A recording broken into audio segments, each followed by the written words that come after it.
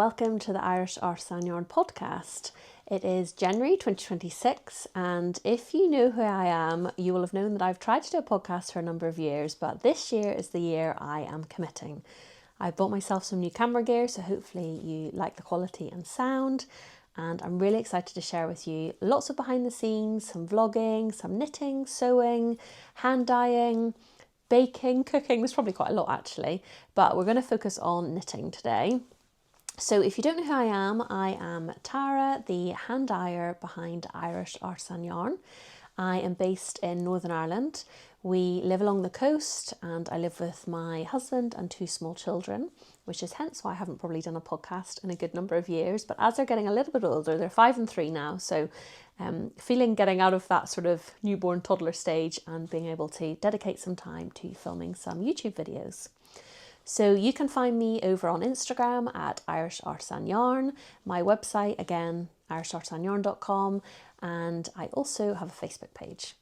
So this podcast is very informal. If you like to grab yourself, I have a really big mug of tea. It is, we had the tiniest sprinkling of snow here on Monday. My children were very excited, but we literally live on the coast, like you can walk to the beach from our house.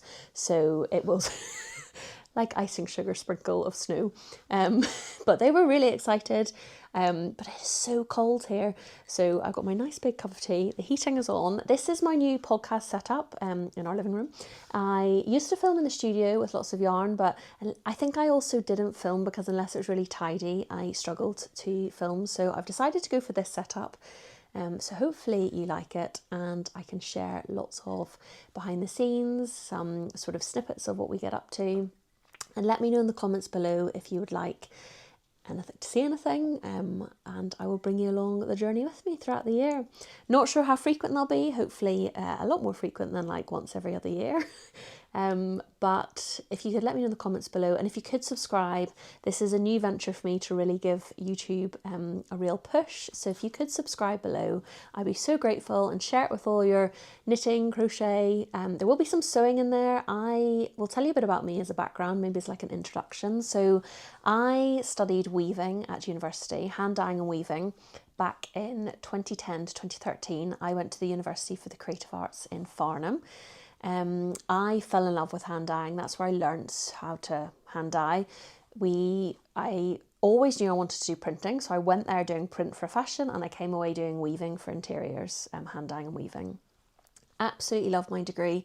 From someone that never wanted to go to university, really struggled. Like, I am severely dyslexic. I didn't get picked up till I was actually 19 at university, but really quite badly dyslexic. So if you ever notice spelling mistakes in anything, please ignore, like, that is just me. Try my best. But I never wanted to go to university, but I went and I ended up doing a master's in weaving and hand dyeing, which is crazy as someone who never wanted to go. But I just absolutely loved it. And then I worked as a hand dyer and hand weaver for my own business, which was Tara Osborne Bespoke Textiles, hand weaving commissions. I worked on things for London Fashion Week for different designers, hand weaving pieces. And then I moved on and I worked in the interior field for a few years, a good number of years actually. I worked for Zoffany, William Morris, Sanderson, sort of doing their colour and their weaving for the new collections, and I absolutely loved that, but the commute was just really, really long, and I was ending up spending 4 to 5 hours a day in the car, and I knew I always wanted to run my own business, and I knew this wasn't probably going to be my long-term thing because I couldn't live near where the job was. So I set up Irish Artisan Yarn in 2018, which was the year I got married. At that time we actually lived in Surrey, just outside Farnham, and we had no reason to come back to Ireland apart from my parents and family living here, but neither of our jobs were here. And then my husband, one day we were buying a house in England, and my husband said, I've seen this, our house in England fell through. Key information. We were buying a house, fell through the day before exchange, which we're obviously both devastated about. And then we were like, where do we go from here? We have to move out of our rental property. Like, nothing's keeping us here. My job, I'm self-employed, could go anywhere. And lo and behold, his job, he is a civil engineer. There was a job literally 20 minutes from where I grew up, my parents' house, in the company that he worked for in England as a sort of can't even think of the right word, but as a transfer, that's the word I'm looking for. So we moved at the, when did we move? The end of 2019, so December, Christmas. Bought a house on video call, so we never sold the house before we got it, which a lot of people are like, can't believe you did that. This is the full background of how I started Irish Artisan Yarn. A lot of people don't know this. So we had looked at over 40 houses in England because the market is tough. So we bought our house without seeing it. My dad saw it, not even my mum, because my mum was actually away for work. So we trusted my dad. And this is the house we live in today. So we love it. And we fully renovated it, got the keys in the January, and then lockdown happened 8 weeks later.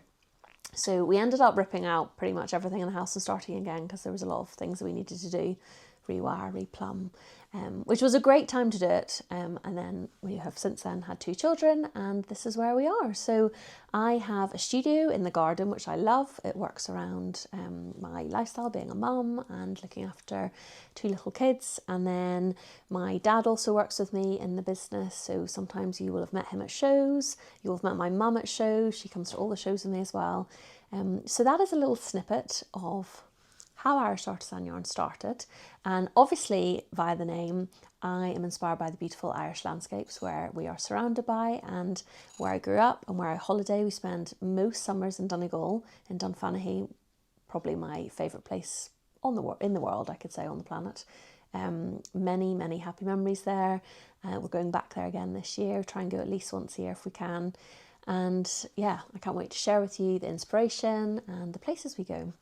So this, that was a very short snippet of an introduction, but this is a very informal podcast where I can chat to you about what I've been working on, what I've been knitting. If you have been following me or like coming to our socials, you will have known that I had a fall in September. It's quite a funny fall actually. I fell up the stairs with a cup of tea, and anyway, I ended up hurting my elbow. And I haven't really been able to knit properly since then till like December, which has actually been really hard, and even crochet. So I did a bit of sewing, but I'm back on the knitting. As you can see, Christmas presents were made. I've had to ask for them back to film this, but I will chat you through that. What I'm making at the minute, I have my notebook and I have my cup of tea. So have a cup of tea, and I look forward to sharing this journey of the new podcast with you. So let's get started.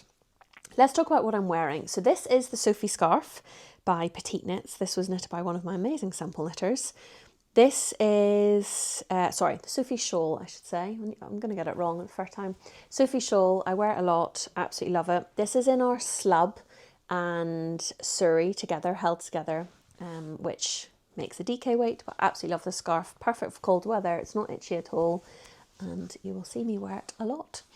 But what shall I start with? Let's start with finished objects, shall we? Because there's a lot of them. And they're all hats. It was obviously the year for making hats this year.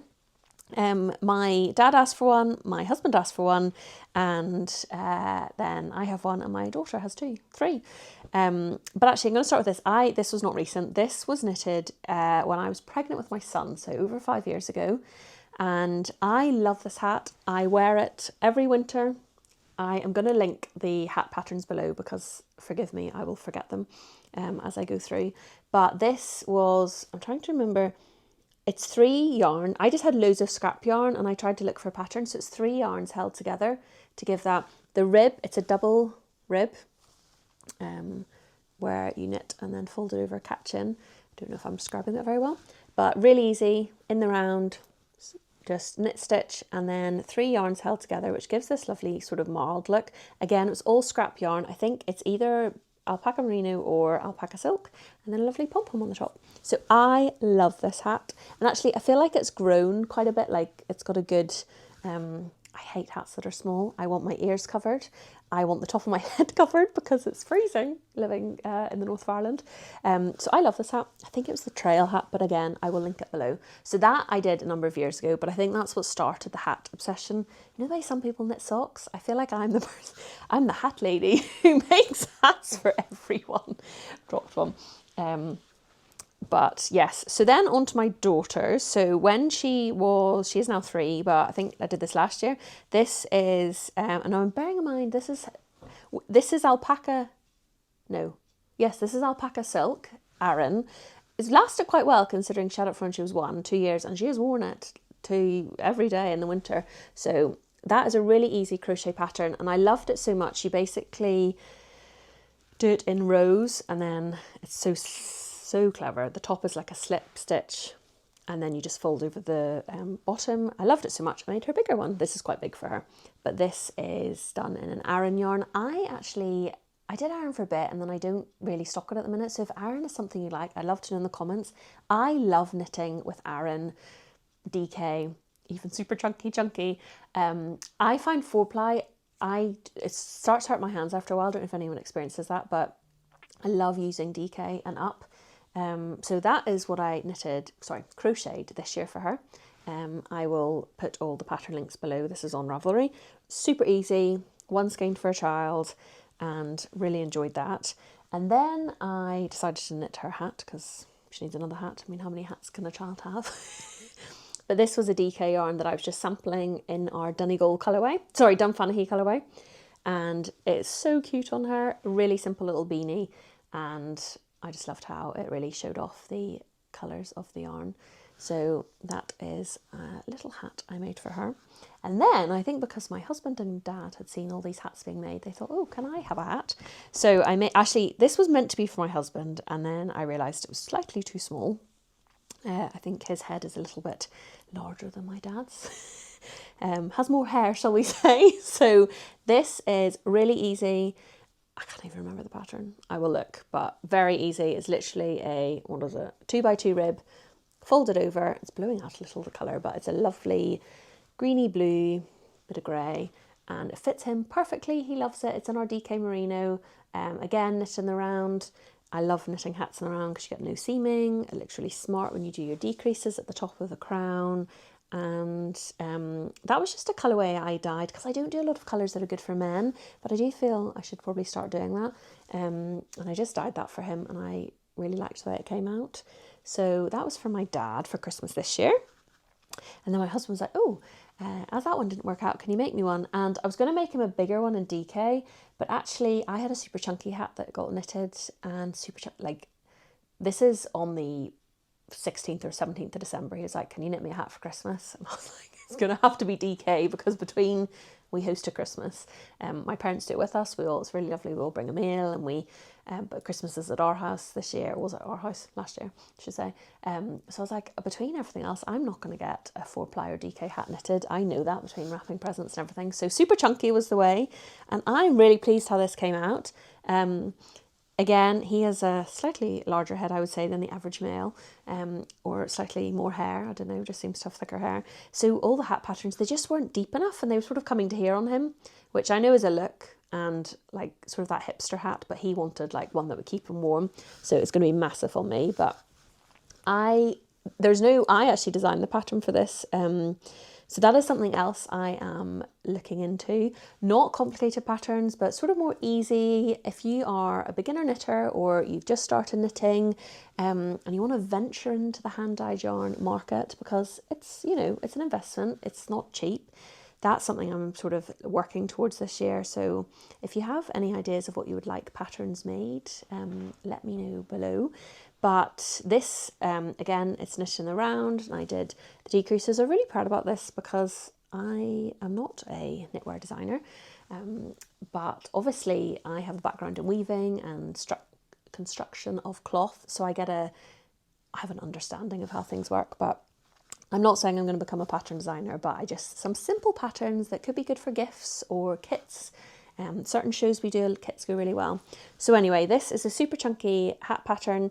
I would do some modifications. The rib I should have done on a smaller needle, but I was trying to see could I get away with it if you were a beginner knitter, but I think it'd be better on a smaller needle, so it's a bit tighter. But that is the gifts I made this year. So I was quite pleased with my little stash of hats, but now we're on to something, need something a bit more, I don't want to knit any more hats. So I think that's enough hats. My mum I might make her one, but I'm not sure what yarn she wants, so we'll talk about that. But let's talk about, I think I should throw in what I'm working on for my job. So like I said, I'm a hand dyer, and all those colours I should have shown you, should have said, are dyed by me. So if you are new to Irish Artisan Yarn, I am launching a yarn club this Friday, the 9th of January at 6 p.m. on the website. I'll put the website link below, and you can also on the website sign up to the mailing list, which is the perfect way to know when launches are happening, so you don't miss out. I'm going to try and do a monthly update, but we'll see how that all works. But I've got my little notes here. So the Yarn Club, so it's a 12-month subscription. It opens this Friday, and you can sign up via which country you live in, because the shipping and the tariff and whatever else is all combined into the price. So it'll be a set price every month for 12 months. There will be 3 bases to choose from. So the Wild Ireland theme is really going back to the roots of why I started Irish Artisan Yarn. I love photography, and I'll maybe insert some of my images here. First collection in 2013, 2012, 2013 for weaving was inspired by the Irish landscape. So it's amazing to think, 13 years later, 14 years later, I'm still inspired by the same landscapes. But this yarn club is to bring that all back to where it began. So the beautiful rugged landscapes of Ireland, the lovely sort of seascapes where the crashing waves hits the rocks, the heather that you see growing in the most unusual place, the gorse, the wildflowers, all of those things will be in this yarn club. So I'm just going to have a quick little drink, and then I'll tell you all about the different bases, because it's a bit different this year. So there'll be 3 bases this year.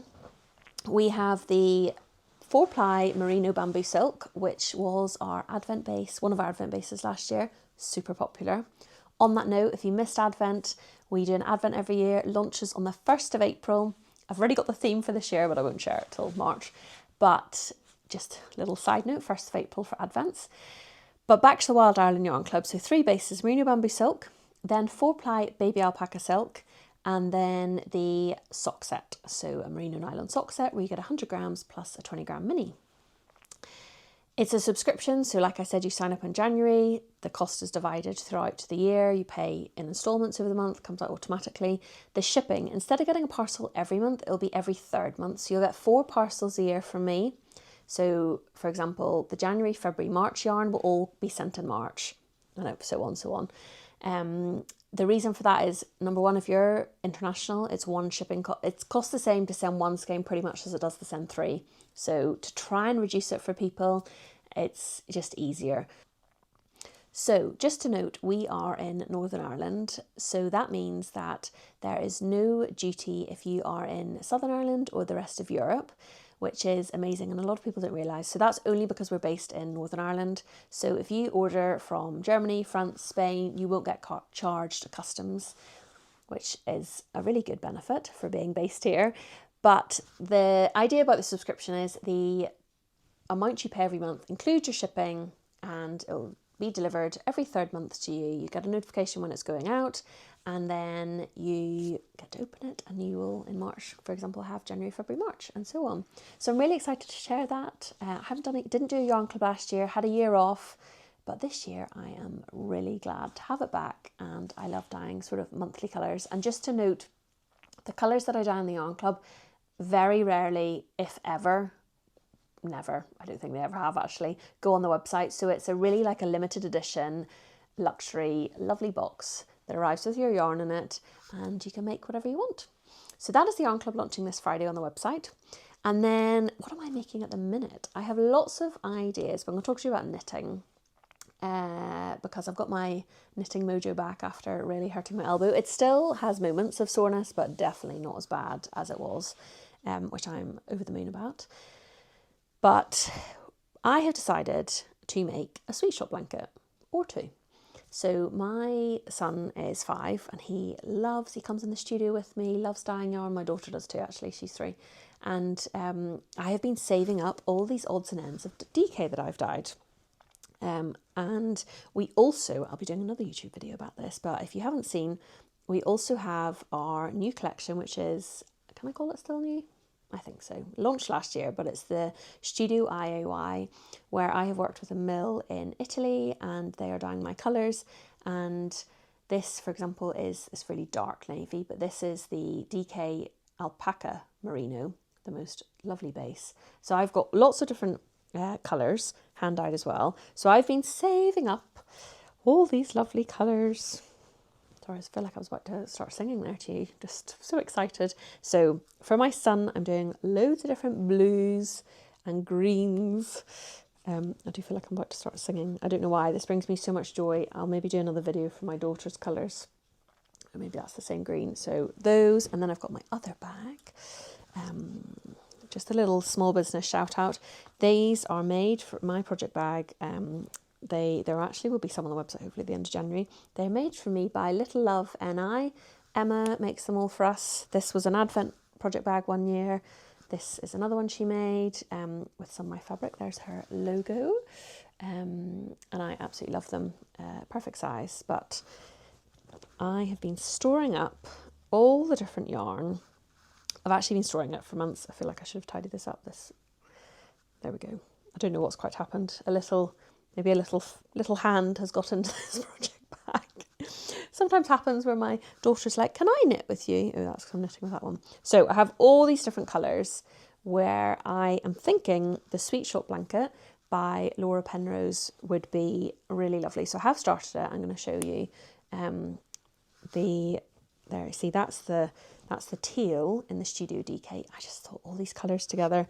He loves blues and greens. He's a very boy's boy, like he just loves blues and greens. So my plan is to make a blanket, and then I've got loads of pinks and purples for my daughter. So that's my plan. I needed like a big project for the year. I also have an Advent I kept for myself, but I just haven't found the pattern.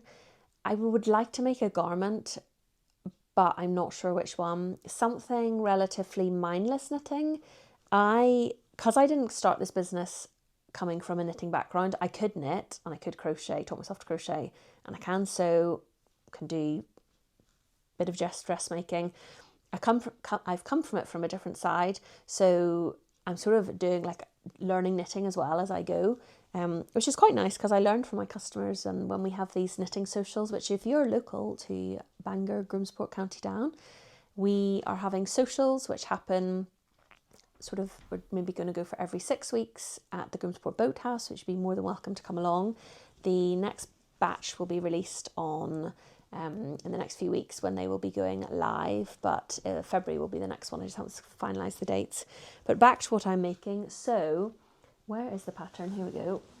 I should have had this. I actually haven't printed it out, which is so unlike me. I'll do that. So this is the pattern. Hopefully, it's going to blow out a bit. Oh, I think it's going to blow out. I should have printed that out. Right. Lesson learned for my next YouTube video. That's a bit better. It's the Sweet Shop Blanket by Laura Penrose. You will have seen it. It is everywhere on Instagram. That's what it looks like.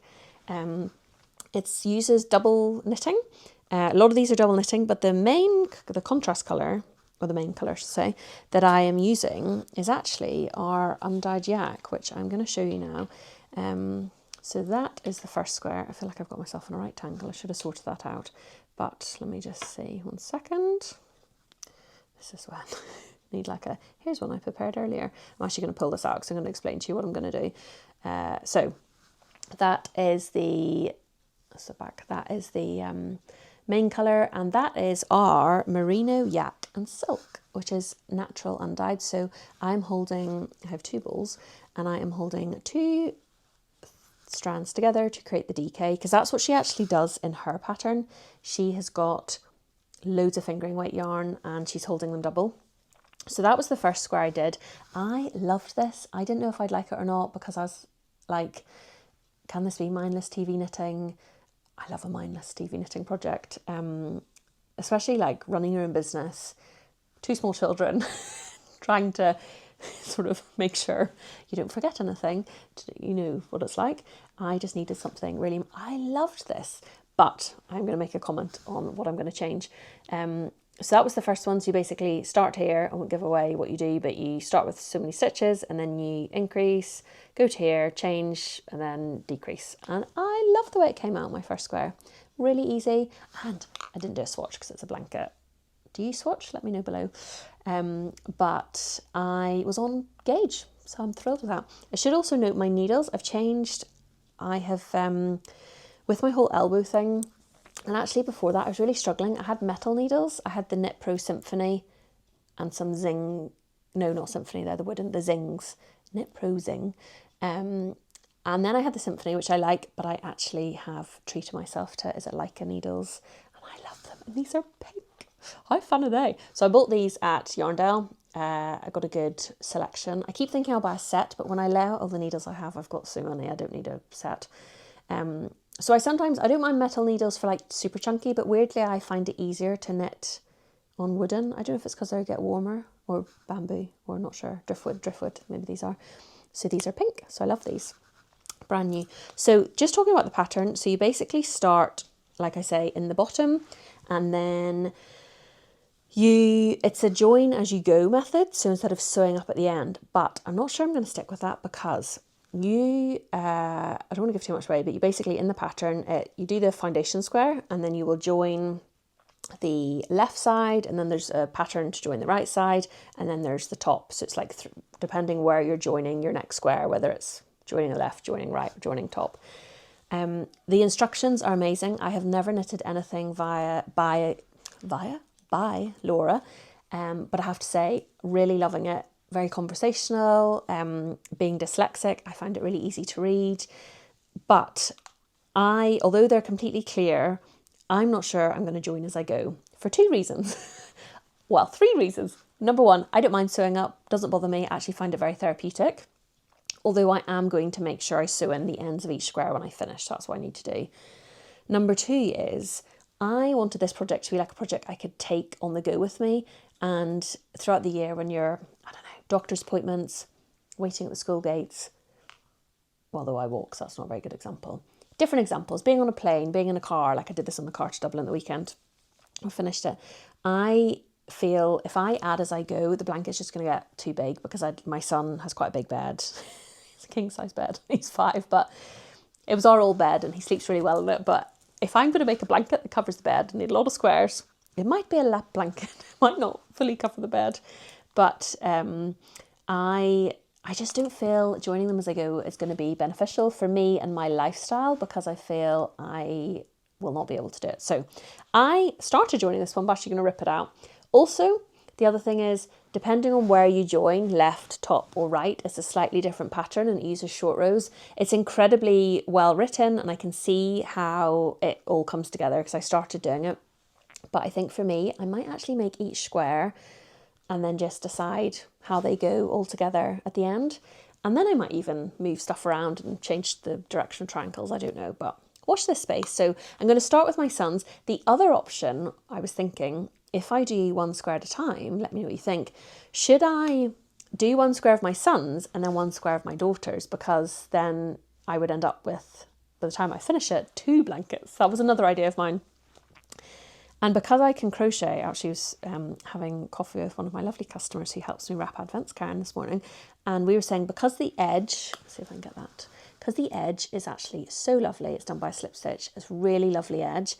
I could very easily almost crochet between like this square and the next square, if that makes sense. Because it's got these lovely little, very easy to find loops. So that's what I'm thinking. So the Sweet Shop blanket, really love it. Now it makes me want to do another pattern of Laura's because I found this so enjoyable. But I don't think I'm going to join as I go, purely because I want to have this on the go with me. So I might just even take my needles out now. I've made the decision. And we'll see where we go. So that is what I'm working on. I tend to always have lots of things on the go, but this year I might try and have less on the go. I have really whittled down my whips. At one point I had a ridiculous amount and it was just stressing me out. So I have a couple of cardigans to finish for my daughter. And then I think I have like an ongoing scarf that is like a scrappy scarf, which I'll show you in one other video. That is the project I just take, is really mindless knitting. And I actually have really enjoyed that, and it just grows every so much every month. You know, you just have 10 minutes here or 10 minutes there, I just knit on it. Don't need to think about it at all, but that is what I am working on, my Sweet Shop blanket this year. So I hope you enjoyed this podcast. We were in Dublin at the weekend. So what day today? I'm filming on a Wednesday. So we were in Dublin last weekend, Saturday, Sunday. We went to the Wildlights at Dublin Zoo. So if you don't know, which I didn't know till last year, we saw that every year they do a light show, which has a different theme. It was Kaleidoscope, and they were open in January, and we thought as a family, as a gift to each other. My parents actually gave it to us. We would all go with my brother and partner and the kids, me and my husband, my parents, and we'd all go down to Dublin and do this as like a Christmas, after Christmas activity, as a Christmas present, and spend the night in Dublin. So we went and we had the most magical time. It was absolutely freezing, but I got some really lovely footage. So I'm going to share that at the end of the video. But all the lanterns, I think I researched, are made in China, which would make sense because they looked sort of made by professional lantern makers. I mean, they were incredible. There was hundreds of them, probably over 1,000. And it was in Dublin Zoo, which was quite weird because all the animals were obviously asleep or in their enclosures. Zoos are, I know a lot of people aren't fans of zoos, but I have to say I really like Dublin Zoo, and then learning about the conservation, different things they do. But they had closed the animal enclosures off with like black tarpaulin, so the animals couldn't see out, but it was nighttime anyway. And you walked through the zoo and they had the most incredible lanterns everywhere. I'm going to share all the imagery, but they would have the sort of sea life area, and then it was all outside and they just lit up and they had music and just really beautiful. So we think we might do that most years because we all really enjoyed it, and it was just a really nice way to sort of end the Christmas season. So I will share some images and videos I took, and of our snowy drive down with our sprinkling of snow. And I hope you enjoyed this podcast, and hopefully I will be able to film more. And let me know in the comments below what you'd like to see, show you what I'm working on, different things behind the scenes dyeing.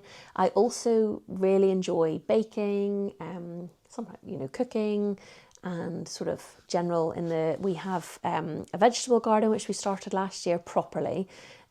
So I really meant to film that last year, but I didn't. So maybe this year I'll film what I'm growing. So let me know what you'd like to see. And thank you so much for watching. And I hope you have a great rest of your week. And don't forget, the Yarn Club launches this Friday.